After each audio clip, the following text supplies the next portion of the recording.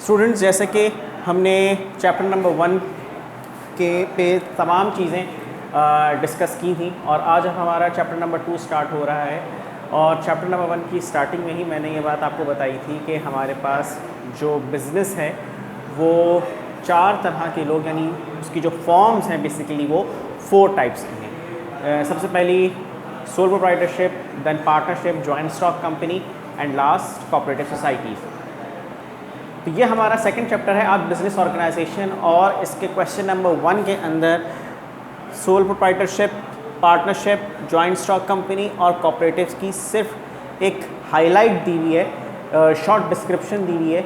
ये तमाम चीज़ें हम आगे चल के अलग अलग चैप्टर्स के अंदर डिस्कस करेंगे। यहाँ पे इस लेक्चर में, रिकॉर्डेड लेक्चर में, हम जो चीज़ आपको बताने जा रहे हैं वो इम्पॉर्टेंट चीज़ें हैं। जैसे कि चैप्टर नंबर 1 के कुछ इंपॉर्टेंट चैप्टर्स के इंपॉर्टेंट टॉपिक्स को हमने डिस्कस किया, इसी तरह से चैप्टर नंबर 2 में भी हम सिर्फ इंपॉर्टेंट टॉपिक्स को डिस्कस करने जा रहे हैं। ये एक हाईलाइट थी, ये डिस्क्रिप्शन देनी, शॉर्ट डिस्क्रिप्शन देनी ज़रूरी थी यहाँ पर, इसीलिए इसको यहाँ पर मैंशन किया हुआ है।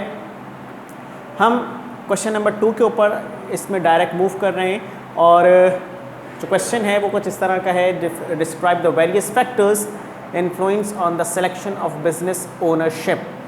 यानी वो कौन कौन से फैक्टर्स हैं, कौन कौन से अवामिल हैं कि जो बिज़नेस ओनरशिप के ऊपर जो है वो असरअंदाज होते हैं। लिहाजा हमें उसके हिसाब से कौन सा बिज़नेस एरिया जो है वो सेलेक्ट करना चाहिए। यहाँ पे बेसिकली 3 टाइप्स के बिज़नेस के बारे में आपको एक्सप्लेनेशन दी हुई है, sole proprietorship, partnership and joint stock company. Cooperative society से रिलेटेड इस पूरे क्वेश्चन के अंदर आपको कोई चीज़ नज़र नहीं आएगी। क्या रीज़न है, वो जब हम चैप्टर नंबर इसका स्टार्ट करेंगे, चैप्टर नंबर 4, तब हम आपको इस बारे में बताएंगे। चैप्टर नंबर 4 या 5 है वो हम आपको तब बताएंगे, लेकिन यहाँ पे जो है वो सिर्फ और सिर्फ 3 फॉर्म्स ऑफ बिज़नेस के बारे में बताया हुआ है। बिज़नेस की जो टाइप्स हैं उनके बारे में यहाँ पर डिस्कशन है, और इसमें सबसे पहली चीज़ कौन सी है, that is ease of raising capital.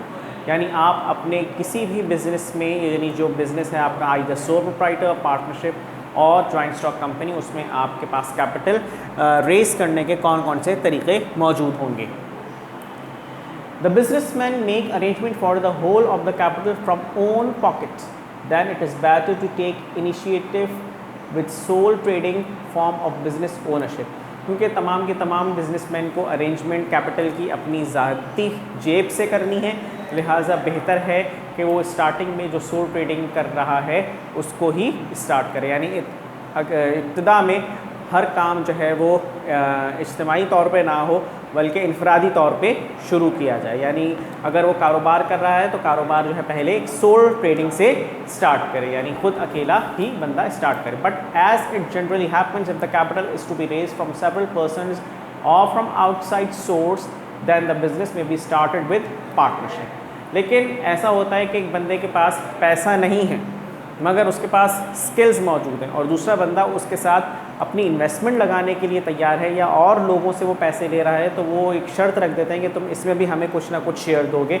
उस सूरत के अंदर वो सोल प्रोप्राइटरशिप नहीं रहेगा, वो सोल ट्रेडिंग नहीं रहेगी, बल्कि वो जो फॉर्म ऑफ बिजनेस है वो चेंज हो जाएगी from sole proprietor to partnership. As far as sole trading and partnership is concerned, in these two, the amount of capital is limited by wealth personally possessed by the traders. इन दोनों तरीक़ाकार में, यानी जो business की ये 2 तरीक़ाकार हैं, sole proprietorship और partnership, इन दोनों के अंदर जो वेल्थ की अमाउंट है वो बहुत ज़्यादा लिमिटेड है। ठीक है जी, यहाँ पे अमाउंट जो है वो लिमिटेड है। अगर आपको बड़े पैमाने पे कहीं पे इन्वेस्टमेंट करनी है तो फिर यहाँ पे थर्ड पॉइंट यहाँ पे बताया हुआ है, यानी third form of business start करनी पड़ेगी। In fact from the point of view of raising capital, the joint stock company is an ideal form. There are following 3 facilities for an ideal investment of capital: limited liability, transferability, stability of organisation. शुरू की जो 2 types हैं, sole proprietor और partnership, उन दोनों में किसी भी तरह से बिज़नेस की सर्टेनिटी पॉसिबल नहीं है।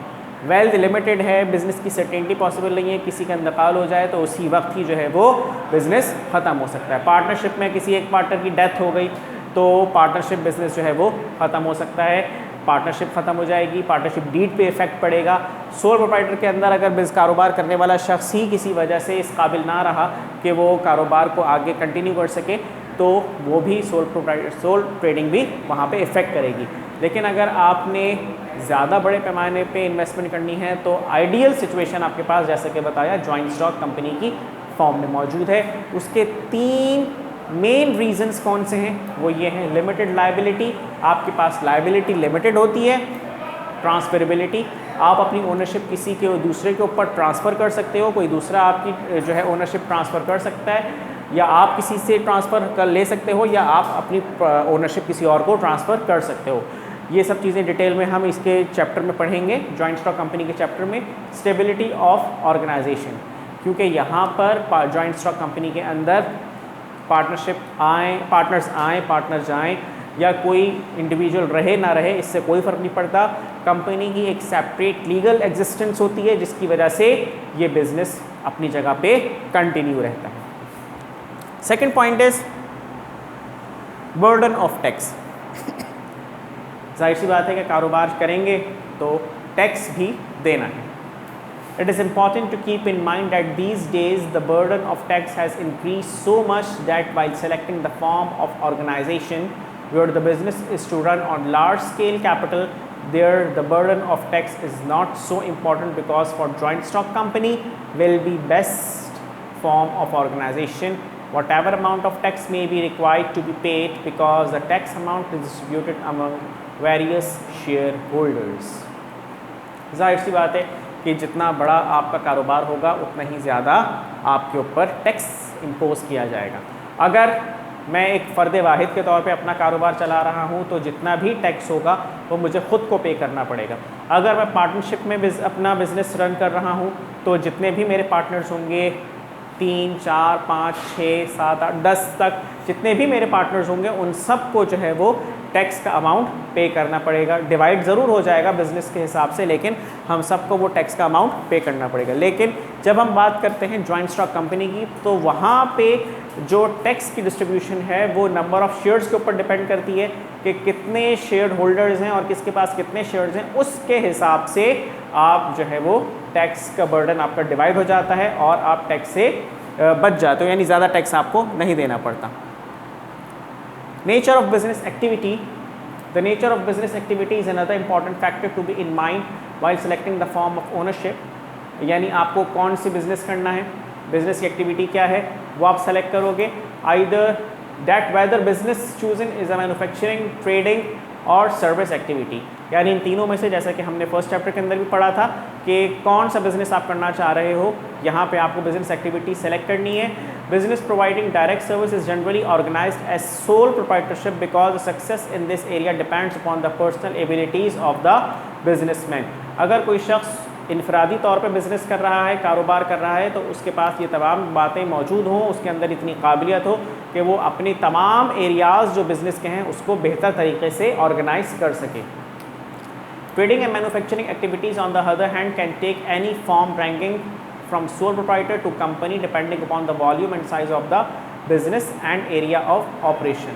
यानी बिज़नेस के अंदर चाहे वो सर्विस हो, सर्विस के अंदर तो एक इंडिविजुअल पर्सन भी अपना काम कर सकता है, लेकिन ट्रेडिंग और मैन्युफैक्चरिंग एक्टिविटीज़ के अंदर आप तीनों कैटेगरीज ला सकते हो, चाहे आपकी सोल प्रोप्राइटर हो, चाहे आप पार्टनरशिप में बिज़नेस कर रहे हो, या आप जॉइंट स्टॉक कंपनी के अंदर अपना कैपिटल इन्वेस्ट कर रहे हो। It depends upon the size and volume of business and area of operation. Fourth one is management and control business. The management and control of business remains in the trader's own hand in the sole proprietorship. तमाम की तमाम चीज़ें, control और management, यानी तमाम का तमाम control और कौन सी चीज़ को किस तरह से मैनेज करना है, ये सोल प्रोप्राइटर के अंदर एक ही फ़र्द वाहिद के हाथ में होती है। That's why in this arrangement and management is more effective. इसी वजह से यहाँ पे मैनेजमेंट और कंट्रोल बहुत ज़्यादा इफ़ेक्टिव रहता है, यानी कार फरमा ज़्यादा रहता है, ज़्यादा असरअंदाज करता है, क्योंकि एक बंदा है खुद अपना डिसीजन लेगा। अगर फ़ायदा होता है तो रिवॉर्ड भी उसी का है, और अगर नुकसान होता है तो नुकसान भी उसी का है। While in partnership, yet because of several owners, the managerial decisions and actions may involve conflict। जबकि पार्टनरशिप के अंदर क्या होगा कि जाहिर सी बात है कि जो भी डिसीजन इम्प्लीमेंट किया जाएगा वो तमाम पार्टनर्स की, तमाम शराकतदारों की मजमूई डिसीजन एबिलिटी, जिस पे वो तमाम के तमाम लोग इत्तेफाक करेंगे, उस पे लिया जाएगा। और हो सकता है कि एक से ज़्यादा लोग जहाँ पर मौजूद होते हैं उनकी राय के अंदर तज़ाद हो, जिसकी वजह से डिसीजन जो हैं वो लेट हो सकते हैं। ऐसा पॉसिबल नहीं है कि सबकी सोचने की सलाहियत एक जैसी हो, लिहाजा वहाँ पे कॉन्फ्लिक्ट आ सकता है। In company, the management is done indirectly. The owner of the business remain away from management, but representatives selected by them manage the business in the best possible manner. They are empowered to appoint expert and trained managers for help. जबकि इसके बरक्स company के अंदर management जो है वो indirectly, किस तरह से? क्योंकि ओनर जो है वो अपना काम खुद नहीं कर रहे होते, एक तरह से वो मैनेजमेंट से ख़ुद को दूर रखते हैं, यानी मैनेजमेंट जो है वो ओनर्स के अंडर में नहीं होती, क्योंकि सारे के सारे जो है वो शेयर होल्डर्स हैं। रिप्रेजेंटेटिव्स जो सेलेक्ट किए जाते हैं मैनेजमेंट की तरफ से, वो ये तमाम काम बेहतर तरीके से कर रहे होते हैं, और वो लोग जो सेलेक्ट किए जाते हैं वो अपनी फील्ड के अंदर बहुत ही ज़्यादा तजर्बेकार और ट्रेंड होते हैं। और अगर ऐसा कोई मैनेजर या ट्रेंड तजर्बेकार शख्स मौजूद नहीं है तो इसको हायर भी किया जा सकता है। दस in business where owners control and dispersal supervision is essential, the sole trading is an appropriate form as compared to other form. लेकिन जहाँ पे इंसान ये चाहे कि उसका अपना ज़ोर रहे, तमाम चीज़ों के ऊपर वो ख़ुद ही डिसीजन ले और ख़ुद ही उन तमाम चीज़ों को कंट्रोल करे और बैलेंस में लेके चले, तो पार्टनरशिप और कंपनी से बेहतर है कि वो सोल ट्रेडिंग को ज़्यादा प्रेफर करें। Government control, keeping in view the social interest, now the government has stated imposing restrictions on the business in several ways. बहुत सारे तरीक़ों से हुकूमत के जो हैं वो असरअंदाज होती है काम पे लोगों के। Sole trading is in the most advantageous position because in any of the case whether establishment or liquidation, the sole trader has not faced government control. This facility is also available in partnership. बहुत सारे मामलात soul trading में ऐसे होते हैं कि जिस पे गवर्नमेंट की इतनी ज़्यादा इम्पोजिंग नहीं होती, सिर्फ और सिर्फ ये देखना होता है कि बंदा जो काम कर रहा है वो जायज़ है, स्टेट ने किसी किस्म के रूल्स रेगुलेशंस या पाबंदी उसके ऊपर ना लगाई भी हो। पार्टनरशिप और सोल ट्रेडिंग के अंदर ये दोनों जो इस्तिस्ना हैं वो हासिल होती हैं कारोबारी करने वाले शख्स को। In joint stock company whether it is establishment of direction, liquidation and rights and liabilities of its members, everything is guided by the limits imposed by the law. जबकि जॉइंट स्टॉक कंपनी के अंदर मामला बिल्कुल अलग है, क्योंकि उसकी establishment, उसकी डायरेक्शन, वहाँ पे हिदायत जितनी भी होती हैं उसको बनाना, उसको ख़त्म करना, उसके राइट्स, उसकी लाइबिलिटीज़, उसके मेंबर्स की तमाम चीज़ें जो हैं वो कानून के मुताबिक हो रही होती हैं, कंपनीज़ एक्ट के मुताबिक हो रही होती हैं, जो कि चैप्टर नंबर 4 के अंदर मौजूद है। लाइबिलिटी ऑफ ओनर्स, जाहिर सी बात है कि जिसका जितना इन्वेस्टमेंट उसके हिसाब से उसके नुकसान के भी चांसेस हैं। One of the effect liabilities is that the development of business does not proceed beyond a limit, the sole proprietor and the partnership suffer from the defects of unlimited liability. यानी अगर फ़ायदा हुआ तो फ़ायदा है, अगर नुकसान हुआ तो सारा का सारा नुकसान भी खुद ही को बेयर करना पड़ेगा। दोनों सिचुएशंस के अंदर, पार्टनरशिप में भी और सोल ट्रेडिंग के अंदर भी। In case of these two the trader is always in risk that due to wrong step his whole capital may be lost. एक ज़रा सी लापरवाही से तमाम की तमाम इन्वेस्टमेंट नुकसान में तब्दील हो सकती है। The liabilities of the members of company are limited which is the most important characteristics of his organisation. हम ये देखते हैं कि लास्ट वाली लाइन में जो बात लिखी है उसके हिसाब से हम बिल्कुल इसका रिवर्स कर दें, इसके वाइस वर्सा अगर हम देखें तो पार्टनरशिप और सोल ट्रेडिंग हमें नज़र आती है। लाइबिलिटी कंपनी के अंदर यानी जॉइंट स्टॉक कंपनी में लाइबिलिटी जो है आपकी मेंबर्स की वो लिमिटेड है, क्योंकि शेयर्स के हिसाब से काम हो रहा है। यहाँ पे लाइबिलिटी इसी वजह से लिमिटेड है, जबकि वहाँ पे चूँकि शेयर्स पे काम नहीं हो रहा सोल ट्रेडिंग और पार्टनरशिप में, तो वहाँ पे तमाम की तमाम लाइबिलिटी जो है वो उनके पार्टनर्स या उस फर्द वाहिद पे सोल ट्रेडर के ऊपर मौजूद है। Flexibility, to change the form of business in response to the changed circumstances is called the quality of elasticity. हालात के हिसाब से कारोबार को तब्दील करने की सलाहियत जहाँ पे मौजूद हो वहाँ पे हम इस चीज़ को लेकर आते हैं फ्लेक्सिबिलिटी की कैटेगरी में। From this point of view partnership is more elastic in comparison to sole trading. If the size of the business is too increased, the number of partners can be increased, but there is a limit to which is not in the case of company. Therefore, the quality of elasticity is at the highest degree in the case of company. Therefore, the quality of elasticity is at the highest degree in the case of company. आप अपने business को जिस तरह से चाहें लेके चल सकते हैं, हालात के हिसाब से आप तब्दील कर सकते हैं अपनी बिज़नेस की फील्ड, अपने बिज़नेस का साइज़, अपने बिज़नेस के साइज़ को एक्सटेंड कर सकते हैं, कॉन्ट्रैक्ट कर सकते हैं। ये तमाम चीज़ें जो सबसे ज़्यादा इलास्टिक हैं, फ्लेक्सिबल हैं, वो आपको नज़र आएंगी कंपनी के अंदर as compare to partnership and sole provider. क्योंकि देखें कि सोल प्रोवाइडरशिप के अंदर आपके पास ये फैसिलिटी नहीं है कि आप जितने चाहे नंबर ऑफ़ मेंबर्स बढ़ा लें, क्योंकि नंबर ऑफ़ मेंबर्स बढ़ गए, एक से ज़्यादा हुए तो फिर वो सोल ट्रेडिंग नहीं रही। और इसी तरह से पार्टनरशिप के अंदर भी लिमिटेशन है, जो लिमिटेशन है उस लिमिटेशन से आप एक्सीड नहीं कर सकते। लेकिन यहाँ पर कंपनी के अंदर, जॉइंट स्टॉक कंपनी में आपके पास एक वाइड एरिया है, आपके पास एक बड़ा मैदान है खुला, जहाँ पे आप अपनी जो इलास्टिसिटी है उसके हिसाब से आप लोगों को और मेंबर्स को अपने अमाउंट ऑफ कैपिटल को इंक्रीज़ कर सकते हैं। Legal expect laws and rules go on changing with the passage of time. उसूल व ज़वाबित वक्त के साथ साथ तब्दील होते रहते हैं। Therefore, before selecting the form of a business organization, the knowledge of legal restrictions related to the form of business organizations proves helpful and beneficial. इसी वजह से, क्योंकि वक्त के साथ साथ, चूँकि हालात के साथ साथ उसूल व ज़वाबित बदलते रहते हैं, इसीलिए आप कोई भी जब बिज़नेस फॉर्म सेलेक्ट करने जा रहे हों तो उसकी तमाम लीगल रिस्ट्रिक्शंस के बारे में आपको पता होना चाहिए कि कौन सी लीगल रिस्ट्रिक्शंस आपके लिए हेल्पफुल हैं और कौन सी आगे चल के बेनिफिशियल हो सकती हैं। फिर स्टेबिलिटी की बात करते हैं।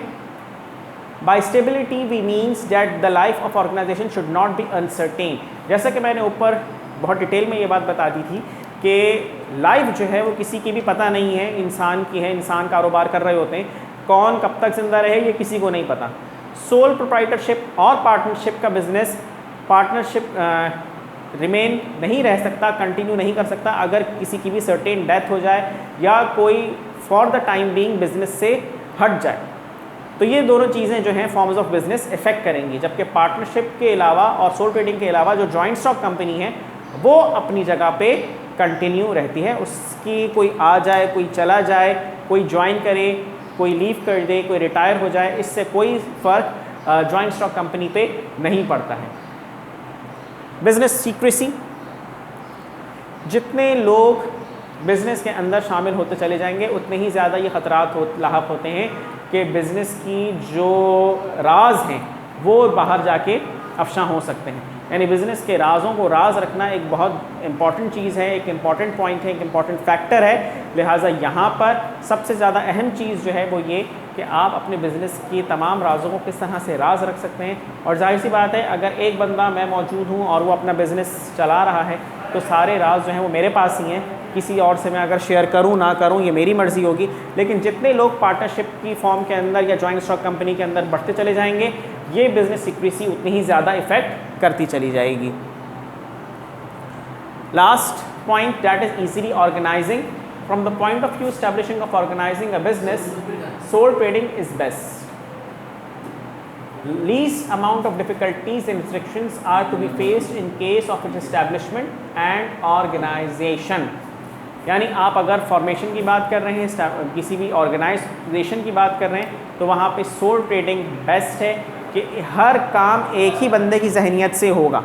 क्योंकि पार्टनरशिप और ट्रेडिंग जॉइंट स्टॉक कंपनी के अंदर जितने ज़्यादा लोग होते हैं, हर एक की राय अलग होती है, हर एक का सोचने का स्टाइल डिफरेंट होता है।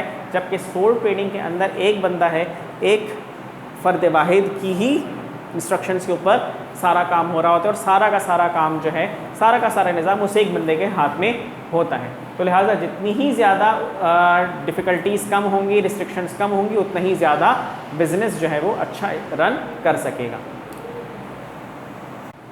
Bismillahirrahmanirrahim, students, now we are going towards the third question of the second lesson, that is discuss the merits and demerits of sole proprietorship along with the definition. आज हम डिटेल में इस sole proprietorship को हम discuss करने जा रहे हैं इस क्वेश्चन के अंदर. So sole proprietorship is also called individual proprietorship or one man business where only one person who is responsible for every activity done.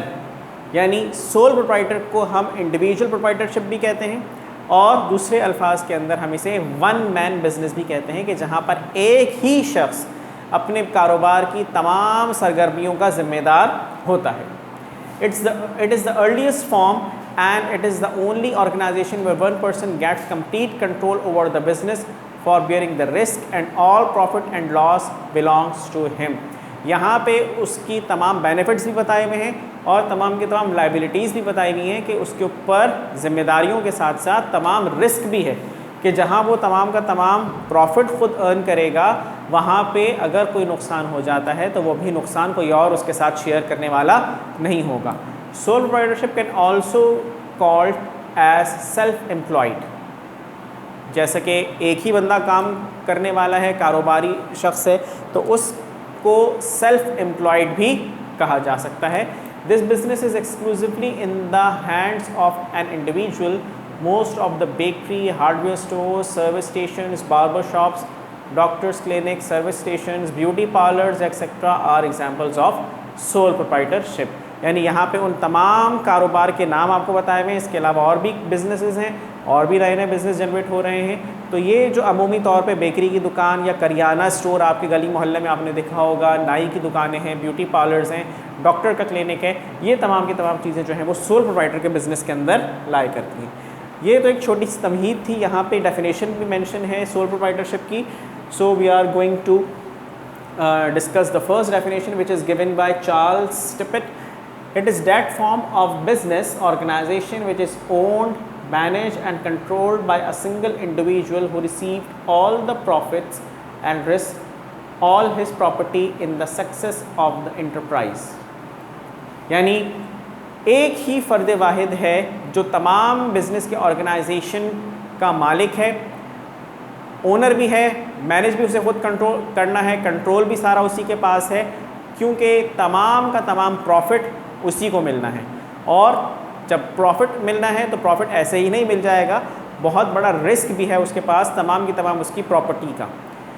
और ये तमाम की तमाम चीज़ें यानी रिस्क और प्रॉफिट जब मिल जाता है तो वही दोनों चीज़ें मिलके एक एंटरप्राइज को कामयाबी की तरफ लेके जाती हैं. एक और डेफिनेशन बहुत आसान सी डेफिनेशन है जो यहाँ पे मेंशन है. The sole proprietorship is the simple form of ownership and simple operation which places all decision making capability under the control of a single individual. जो बात यहाँ पे अलग अलग करके बताई हुई है यानी ओनरशिप, मैनेजमेंट और कंट्रोल, वो बात यहाँ पर एक ही वर्ड के अंदर कंसाइज कर दी गई which places all decision making ability under the capability under the control of a single individual. बात वही है. फर्स्ट डेफिनेशन जो है चार्ल्स टिपेट की ये ज़्यादा इफेक्टिव है as compare to the second one. Now comes to the advantages and disadvantages of sole proprietorship. सबसे पहले हम एडवांटेजेस को डिस्कस कर लेते हैं. Ease of formation. आपको अपने कारोबार को शुरू करने के लिए सोल प्रोप्राइटरशिप में किसी से इजाज़त लेने की ज़रूरत नहीं है, ना ही आपको अपने कारोबार को रजिस्टर कराने की ज़रूरत है. आपके पास पैसा है, आप वो तमाम टर्म्स एंड कंडीशन जैसा कि मैंने पहले भी बताया कि रियासत की तरफ से किसी किस्म की कोई रिस्ट्रिक्शन अगर है वो काम आप शुरू नहीं कर सकते. इसके अलावा जो काम आप शुरू करना चाहें वो आप कर सकते हैं. अपने ज़ाती नाम से शुरू कर सकते हैं, कोई एडिशन आप करना चाहें ना करना चाहें, ये तमाम चीज़ें सहूलियात आपको जो है वो यहाँ पर मैसर हैं. फ्री फ्रॉम लीगल इंस्ट्रक्शंस, क्योंकि गवर्नमेंट का इतना ज़्यादा कंट्रोल नहीं है, आपके पास जो है वो ज़्यादा रिस्ट्रिक्शन नहीं है गवर्नमेंट की तरफ से जितनी कंपनी और पार्टनरशिप के अंदर मौजूद है. लिहाजा आप यहाँ पे आराम से अपनी बिजनेस एक्टिविटीज़ को परफॉर्म कर सकते हैं. Its activities are govern by minimum government regulations. He has to comply with tax and labour laws. लेकिन कुछ चीज़ें जो हैं वो यहाँ पे गवर्नमेंट की इम्प्लीमेंट होती हैं बहुत कम as compare to partnership and joint stock company. चूँकि तमाम का तमाम बिज़नेस एक ही फ़र्द वाहिद के हाथ में है, लिहाजा वो अपने बिज़नेस को जिस तरह से चाहे बेहतर तरीके से मैनेज कर सकता है और कंट्रोल कर सकता है। अ sole trader can guide and direct it's affairs with minimum expenses. सबसे बेहतर काम के किसी से मशवरा लेना है तो उसके लिए भी पैसे देने की ज़रूरत नहीं पड़ेगी। सारा का सारा काम जो है वो इंतहाई कम खर्चे के अंदर एक सोल ट्रेडर कर सकता है। सारा का सारा कंट्रोल उसके पास है। Direct supervision of proprietor over employees activities in a sole trading keeps the operational expense minimum. और चूंकि वो अगर उसके पास एम्प्लॉयज़ हैं, जैसे कि हमने कुछ बिजनेसेस का जिक्र किया था ऊपर, बेकरी का है बिज़नेस है, बार्बर शॉप है, तो अगर उसने अपने कोई मुलाजमीन रखे हुए हैं तो उनकी डायरेक्ट सुपरविजन वो खुद कर रहा होगा, क्योंकि सोल प्रोप्राइटरशिप का दायरा कार जो है वो ज़्यादा वसी नहीं होता। इसीलिए यहाँ पे ज़्यादातर चीज़ें जो हैं वो खुद ही सोल प्रोप्राइटर अपनी सुपरविजन में देख रहा होता है, करवा रहा होता है एक्टिविटीज़। इसीलिए ज़्यादा अच्छा जो इम्पैक्ट आ रहा होता है वर्किंग का वो सोल प्रोप्राइटरशिप के अंदर हमें नज़र आ रहा होता है। Fourth point is business secrecy, यानी जाहिर सी बात है कि बिज़नेस के सीक्रेट्स जो हैं वो हमारे पास हैं। मेरे पास अगर मैं कोई अपना बिज़नेस रन कर रहा हूँ तो उसके सारे सीक्रेट्स जो हैं वो मेरे पास होंगे। मैं कौन सी एक नई जो है वो अपने बिज़नेस के अंदर एडिशन करना चाह रहा हूँ, ये सीक्रेट मेरे पास है, कोई इसको डिस्क्लोज़ नहीं कर सकता। यानी आजकल के दौर के अंदर जो कॉम्पिटिटिव दौर है, कॉम्पिटिटिव एरा है, इस दौर के अंदर अपने बिज़नेस के सीक्रेट्स को मेंटेन रखना ये एक बहुत बड़ा चैलेंज है। और बिज़नेस के सीक्रेट्स को मेंटेन रखने का सबसे बेहतरीन ज़रिया जो है वो आपका सोल ट्रेडिंग का बिज़नेस है, जहाँ पे आप अपने तमाम बिज़नेस के सीक्रेट्स को एज अ वेपन यूज़ कर सकते हैं और अपनी हद तक महफूज रख सकते हैं। क्विक डिसीजन, पहली लाइन के अंदर एक वर्ड लिखा हुआ है, as the sole proprietor is the supreme जज for running to his business in all matters he can take quick decision on the vital issues and promptly put them into effect। अगर कोई अचानक decision लेना पड़ा तो यहाँ पे उसको किसी से मशवरा करने की ज़रूरत नहीं है। अगर वो समझता है कि ये वाला कदम उठाने से मेरे बिज़नेस को बेहतरी आएगी, मेरे बिज़नेस को फ़ायदा पहुँचेगा, तो वो फ़ौरन ही उस फैक्टर को इम्प्लीमेंट कर सकता है। This enables sole trader to avail business opportunities as he deems fit without being accountable to others. अपने इस फैसले की इम्प्लीमेंटेशन के लिए उसको किसी को जवाब देना ही होना है कि कोई उससे सवाल कर ले कि भाई ये आपने काम क्यों किया। वो अपना कारोबार चला रहा है, वो अपनी मर्ज़ी से अपने कारोबार को रन कर सकता है। Flexibility, this form is more flexible as compare to other forms as the sole trader has absolute control over the affairs of his concern. He is able to introduce changes quickly to meet the needs of changing time and situation. अब चूंकि कारोबार चल रहा है, कारोबार के अंदर जैसे कि प्रेजेंट सिचुएशन है आपके पास, तो आप देखें कि अगर कोई सोल ट्रेडर होगा तो वो अपने बिजनेस को अपने हिसाब से टाइम टू टाइम चेंज कर सकता है। यानी सर्दियों में अगर कोई आइटम ज़्यादा चल रहा है तो वो सर्दियों के हिसाब से सर्दियों के आइटम्स को अपने पास ज़्यादा रखेगा, और गर्मियों में कोई आइटम चल रहा है तो गर्मियों के हिसाब से अपने पास वो आइटम रख सकता है। इसी तरह से सीज़न के हिसाब से भी रख सकता है कि मिसाल के तौर पर रमज़ान का महीना है तो रमज़ान के अंदर लोगों को ज़्यादा चीज़ें कौन सी चाहिए, तो अपने बिज़नेस को उसके हिसाब से भी चेंज कर सकता है। जैसे डेट्स हो गई या और कंज्यूमर आइटम्स हो गए वो अपने पास रख सकता है। ईद के हिसाब से वो अपने पास और आइटम्स रख सकता है। इस तरह से मिसलिनियस उसके पास चॉइसेस हैं जिसके हिसाब से वो अपने बिज़नेस को फ्लेक्सिबल जो है वो इलास्टिक कर सकता है, यानी अपने बिज़नेस के अंदर चेंजेस कर सकता है। Direct motivation, a sole trader is the sole recipient and profits of the business. This factor stimulates him to work hard and devote his entire energies to the efficient and successful operation of the business। चूँकि उसको पता है कि अगर मैं मेहनत नहीं करूँगा तो मेरा बिज़नेस नहीं चलेगा। अपनी चीज़ है, अपनी चीज़ को चलाने के लिए उसको खुद ही काम करना है, लिहाजा वो उसके अंदर खुद एक सेल्फ मोटिवेशन और सेल्फ एनर्जी होती है जिसके ज़रिए से वो अपने बिज़नेस को आगे की तरफ लेके बढ़ रहा होता है। कस्टमर से जितनी ज़्यादा हम आहंगी में रहेगा, पर्सनली कांटेक्ट करेगा, उतनी ही ज़्यादा उसको कस्टमर्स की चेंजेस जो आ रही होती हैं उनके टेस्ट के अंदर, उससे वो आगाह रहेगा और उसके हिसाब से वो अपनी सेल्स को भी जो है, यानी अपनी प्रोडक्ट जो उसकी शॉप के अंदर या मार्केट के अंदर रखी हुई होंगी उसके अंदर वो वेरिएशन लाता रहेगा। It also enhances goodwill and reputation of the business. Direct customer से लिंक का सबसे बड़ा फ़ायदा ये है कि इससे बिजनेस की गुडविल में इजाफा होता है और रेपुटेशन मज़ीद बेहतर होती है। 9th point is element of growth and development. The unlimited liability of the sole trader is a source of strength proprietorship. उसको ये बात मालूम है, 9th हेडिंग में हमें मूव करना था। Since the size of business is usually small, the sole proprietor can maintain a close touch with his employees. This enables the parties, the employees and the employees to appreciate the difficulties and problems of each other. चूँकि direct contact में रहता है sole proprietor अपने तमाम employees से और तमाम parties से, यानी एम्प्लॉय और एम्प्लॉई के बीच में कोई फ़र्क नहीं होता, कोई और चैनल नहीं होता, डायरेक्ट वो अपने क्लाइंट से डील कर रहा होता है, लिहाजा यहाँ पे ग्रोथ और डेवलपमेंट के चांसेस ज़्यादा होते हैं और जितनी भी डिफ़िकल्टीज़ आ रही होती हैं, हर्डल्स आ रहे होते हैं, प्रॉब्लम्स आ रही होती हैं, उनको वो बखूबी टैकल कर सकता है। 10th point is development of personal quality. The unlimited liability of sole trader is a source of strength of proprietorship. It develops personal qualities in the proprietor. It drives him to act with vigor and initiative. The qualities of risk-bearing himself, reliance and initiative have the full scope for their development in sole trading organization. इंसान के अंदर निखार पैदा होता रहता है क्योंकि वो उसको ये बात मालूम है कि जितनी भी उसको अर्निंग होनी है वो उसकी अपनी मेहनत से होगी। अगर वो कहीं पे भी थोड़ा सा आप कह लें कि अपने आप को लूज़ कर लेता है तो वो सारा का सारा जो मेहनत थी वो उसकी उलट हो सकती है, यानी उसका ऑपोजिट हो सकता है। लिहाजा यहाँ पे वो अपनी पर्सनल क्वालिटी को ग्रूम करता रहता है, उसकी पर्सनल क्वालिटी के अंदर एक चेंज आता रहता है, ग्रूम करती रहती है उसकी पर्सनल क्वालिटी, ताकि वो लोगों से, हर तरह के लोगों से मिलना जुलना करके उनके मसाइल को सुनकर और उसके हिसाब से अपने आप को ढालने का हुनर जो है वो पैदा कर लेता है। Tax advantage. The sole trading form of business organization enjoys tax advantage over other forms. For purpose income tax, no difference is made between him personal and business income of the proprietor. He is taxed as individual, not as a business unit. यहाँ पे जो उसको tax advantage मिल रहा होता है वो ये कि वो जो भी टैक्स दे रहा होता है वो बिजनेस इनकम के हिसाब से नहीं दे रहा होता, बल्कि इंडिविजुअली हिसाब से दे रहा होता है, यानी वो अपने बिजनेस यूनिट के हिसाब से टैक्स नहीं दे रहा होता, वो सारा का सारा टैक्स किस हिसाब से दे रहा होता है, अपने हिसाब से दे रहा होता है कि वो कितना अर्न कर रहा है। वो और बिजनेस यहाँ पर एक ही कैटेगरी के अंदर लाई करते हैं, यानी सोल प्रोप्राइटर और उसका बिजनेस यहाँ पर सेम कैटेगरी के अंदर लाई करते हैं।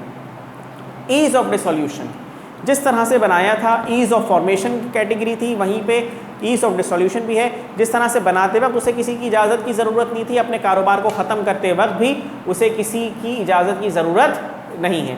लास्ट लाइन में यहाँ पे रीड कर रहा हूँ, ही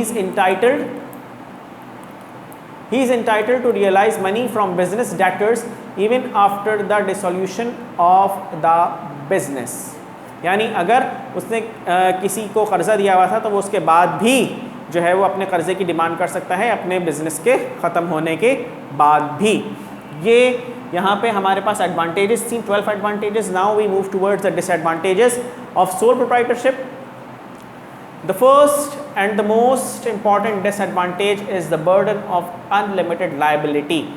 यानी अगर उसका एक फ़ैसला उसके कारोबार को ख़त्म कर रहा है तो ये उसको नुकसान में लेके जा सकता है। यानी कारोबार को बढ़ाने के लिए, अपने बिज़नेस को एक्सपेंड करने के लिए उसने कोई डिसीजन लिया और वो डिसीजन जो था वो बिल्कुल ही उलट हो गया, बिल्कुल उसकी जो थिंकिंग थी, उसका जो पर्सपेक्टिव था उसके बिल्कुल ऑपोजिट उसने रिएक्ट किया, तो वो तमाम का तमाम खुद अपने बिज़नेस को ख़त्म करने का ज़िम्मेदार होगा। लिहाजा जो सोल प्रोप्राइटरशिप है वहाँ पे लोग इतना ज़्यादा अमाउंट ऑफ बिज़नेस जो कैपिटल जो है वो बिज़नेस में इन्वेस्ट नहीं करते हैं, क्योंकि यहाँ पे जितना ज़्यादा प्रॉफिट जनरेटिंग का अमाउंट है, प्रॉफिट जनरेटिंग का फैक्टर मौजूद है, उतना ही ज़्यादा यहाँ पर, जैसे हम कहते हैं उर्दू के अंदर, दिवालिया निकल जाना, यानी इंसॉल्वेंसी का भी बहुत ज़्यादा ख़तरा यहाँ पर मौजूद है।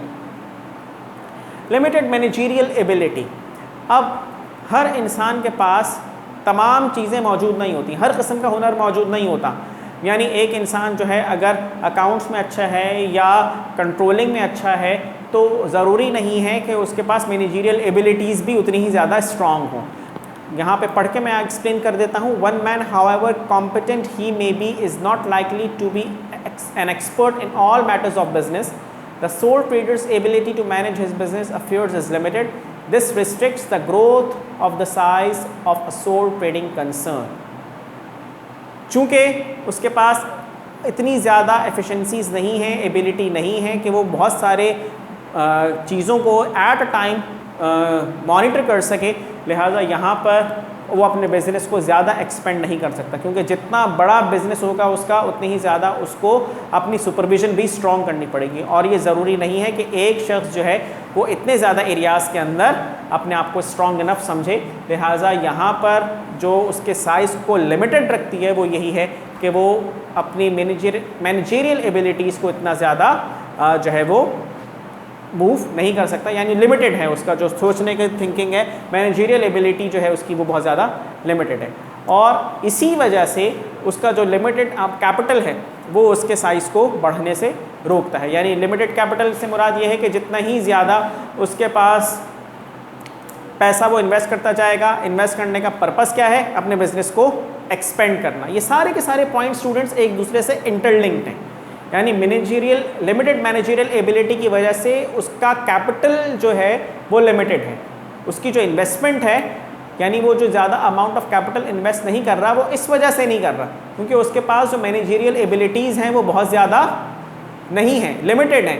इसी वजह से उसको ये खौफ लाहक है कि अगर मैं सारा का सारा कैपिटल अपना इन्वेस्ट कर दूंगा तो हो सकता है कि मैं उसको उस तरह से हैंडल ना कर सकूं जिस तरह से हैंडल करने की ज़रूरत होगी। लिहाजा वो जो है वो अपने कैपिटल को लिमिटेड रखता है ताकि अगर नुकसान हो जाए तो उसको ज़्यादा लॉस ना हो। और एक बहुत मशहूर कोट भी है कि डोंट इवन जज the depth of sea by both feet, यानी अगर आपको किसी समंदर की गहराई को जांचना है, नापना है तो आप दोनों पैर रख के नहीं नापेंगे, तो दोनों पैर रख के नापेंगे और काम ना हुआ तो फिर डूब सकता है इंसान। लिहाजा बिज़नेस के अंदर पैसा इन्वेस्ट करने की एग्जांपल भी इसी तरह की है कि आप अपना सब कुछ इन्वेस्ट ना करें बल्कि कुछ इन्वेस्ट करें और साथ साथ टाइम टू टाइम आप अपने बिज़नेस की नेचर के हिसाब से, उसके एक्सपेंशन के हिसाब से उसको मॉनिटर भी करते रहें।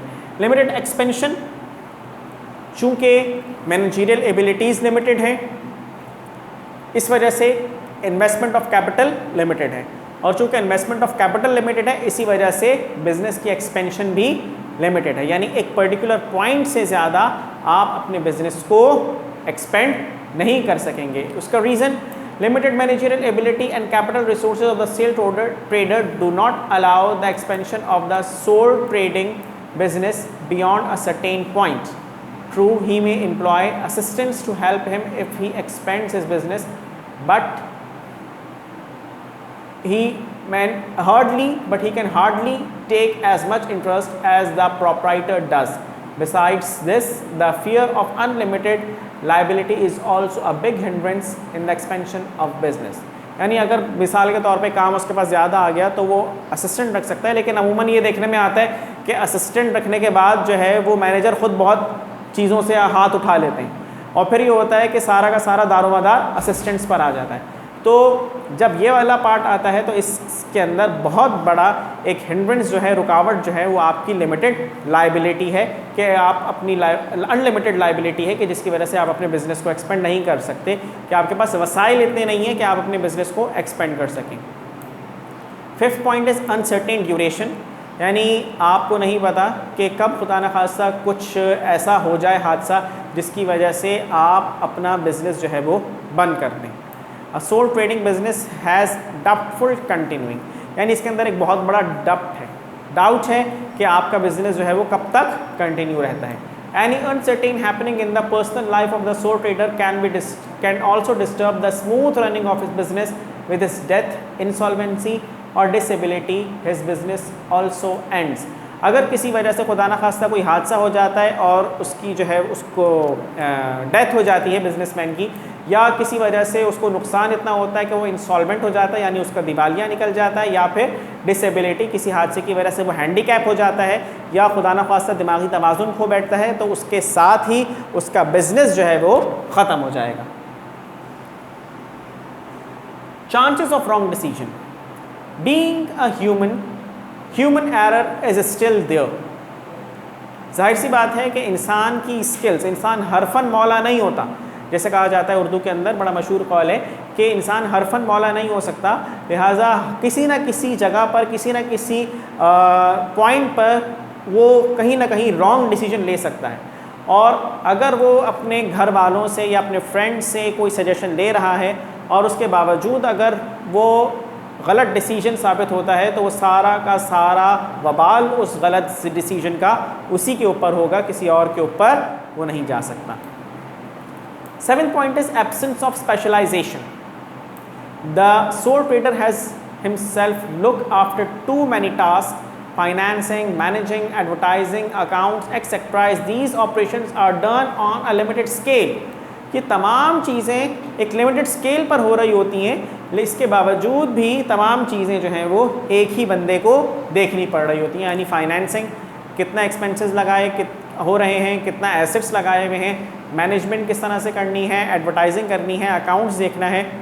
The sole trader may not be able to hire services of experts like salesmen, accountants, etc. With the result, the business is deprived of the benefits of division.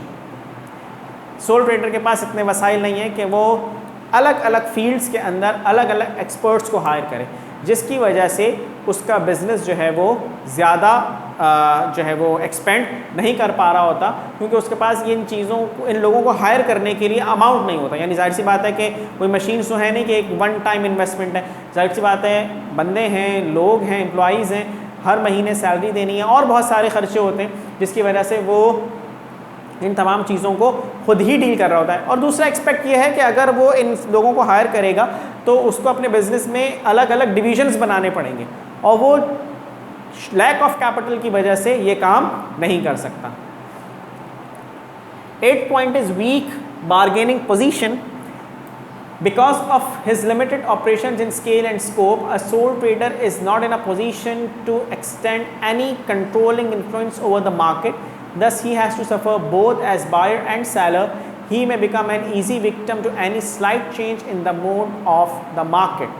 अब देखें, जैसे कि करियाना स्टोर्स के अंदर आपने देखा होगा कि जो बंदा आपको चीज़ बेच रहा है वो बंदा किसी और से चीज़ें ख़रीद भी रहा होता है, तो अक्सर ऐसा होता है कि उसके पास जो मार्केट में रेट्स चल रहे होते हैं वो जो बताए जा रहे होते हैं उसी हिसाब से वो आगे काम कर रहा होता है और 1-2 रुपये रख के या 10-15 रुपये रख के वो अपना प्रॉफिट मार्जिन रख के आगे चीज़ सेल कर रहा होता है। तो यहाँ पे उसकी जो बार्गेनिंग पोजीशन है वो काफ़ी ज़्यादा वीक बहुत सारे एरियाज़ के अंदर फील की जा सकती है। जो लोग सोल ट्रेडिंग का इस तरह का कारोबार कर रहे होते हैं, they can easily understand this. Possibility of premature death, the ease of formation and dissolution, and may discourage serious thought and action, resulting in premature death of the business. यानी अगर किसी वजह से आप अपने कारोबार को बंद कर रहे हैं तो उससे आपके बिज़नेस को परवान चढ़ने से पहले ही बिज़नेस एक तरह से ख़त्म हो सकता है, बहुत बुरे तरीके से किसी भी वजह से इफ़ेक्ट कर सकता है। जैसे अनसर्टेन सिचुएशंस कभी आ जाए, किसी किस्म की कोई ऐसी जो है वो प्रॉब्लम आ जाए कंट्री के अंदर जिसकी वजह से बिज़नेस अभी अपनी ग्रूमिंग स्टेज के अंदर पहुंचा ही नहीं था, जिसकी वजह से बिज़नेस को अचानक जो है वो डिक्लाइनिंग स्टेज का सामना करना पड़े। तो जिस तरह से बिज़नेस जो है वो आसानी से बनता है उसी तरह से बिज़नेस आसानी से ख़त्म भी हो जाता है, और जिसके बारे में कोई तसव्वुर नहीं करता, क्योंकि कोई भी इंसान जो है वो बिज़नेस ख़त्म करने के लिए स्टार्ट नहीं कर सकता। बिज़नेस ही वो चीज़ है कि जो जनरेशन टू जनरेशन ट्रांसफ़र हो रही होती है, लेकिन हर चीज़ जो इंसान सोचता है उसके हिसाब से नहीं हो रही होती। Difficulty in procuring loan, too much secrecy, availability of only personal security and small size of business create difficulty for the sole owner in raising adequate loan. This deprived the business from the advantages of trading on borrowed capital. यानी उसके पास चूँकि इतने ज़्यादा वसाइल नहीं होते कि वो मॉर्गेज के तौर पे बैंक को या किसी फाइनेंशियल इंस्टीट्यूशन को एज अ सिक्योरिटी अपनी कुछ चीज़ें रखवा सके, अपनी कोई प्रॉपर्टी रखवा सके। लिमिटेड प्रॉपर्टी होती है उसके पास, लिमिटेड रिसोर्सेज होते हैं, जिसकी वजह से वो अपने लोन को, अपने बिज़नेस को बढ़ाने के लिए कोई शॉर्ट टर्म या लॉन्ग टर्म लोन नहीं ले सकता, जिसकी वजह से उसको जो काम करना पड़ता है वो बोरोड कैपिटल से ही करना पड़ रहा होता है। यानी किसी से ले लिया, किसी से ले लिया, बोरोड कैपिटल से काम करना पड़ रहा होता है उसको। लोन जो है वो इतना ज़्यादा देने के लिए फाइनेंशियल इंस्टीट्यूशन उसको तैयार नहीं होते। Number 11th one is unsuitable for developing countries. Sole trading जो है वो डेवलपिंग कंट्रीज़ के लिए इतना ज़्यादा सूटेबल नहीं है कह सकते हैं किसी हद तक, लेकिन डेवलपिंग कंट्रीज़ के लिए इतना ज़्यादा सूटेबल नहीं होता, क्योंकि business enterprise grows in size in the form of sole proprietorship become inappropriate, क्योंकि बिज़नेस जो है वो जल्दी ख़त्म हो सकता है, कोई पता नहीं होता है इसका कब तक एग्जिस्ट करेगा कब नहीं करेगा, लिहाजा सोल प्रोप्राइटरशिप का बिज़नेस डेवलपिंग कंट्रीज़ के लिए इतना ज़्यादा सूटेबल नहीं रहा। ये रिसर्च से हमारे सामने रिजल्ट्स आए हैं। Last but not the least, that is lack of inspection and audit. In the sole proprietorship, there is no need of audit and inspection. Sometimes a businessman is found in illegal activities like black marketing and smuggling. चूँकि यहाँ पर इतना ज़्यादा audit और inspection का factor नहीं है, लिहाजा यहाँ पर बहुत सारी चीज़ें ऐसी भी पाई गई हैं कि जहाँ पे लोग लीगल वर्किंग कर रहे होते हैं, वहाँ पे पोशीदा तौर पे जो है वो बैक पे उसकी कुछ इस किस्म की भी इलीगल एक्टिविटीज़ भी कंटिन्यू होती हैं, जिसकी वजह से ये वाला जो बिज़नेस है वो इतना ज़्यादा सूटेबल नहीं रहता, यानी डेवलपिंग कंट्रीज़ के लिए। और मुशाहिदे में ये बातें आई हैं बिज़नेस एक्स एरियाज़ के अंदर कि बहुत सारे लोग जो हैं वो चूँकि इंस्पेक्शन और ऑडिट नहीं होता, इस वजह से इस किस्म के मामलात के अंदर भी सरगर्म नज़र आए हैं।